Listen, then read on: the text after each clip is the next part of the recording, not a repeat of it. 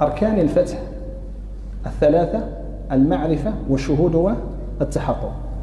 سادتنا الأولياء حينما نعرف الولي منهم نقول العارف بالله. هي ليست المعرفة الأولى، أول واجب على المكلف معرفة الله، لا، هذه معرفة العوام، هذه المعرفة الخاصة التي من بعد الفتح. من عمل بما علم أورثه الله علم ما لم يعلم، واتقوا الله ويعلمكم الله.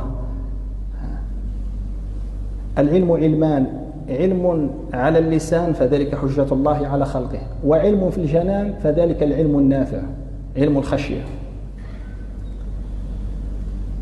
علم الفتح، العلم الموهوب هذا له عدة سبل، ولكنها سبل سلوك، كذلك هي مبنية على الأحوال.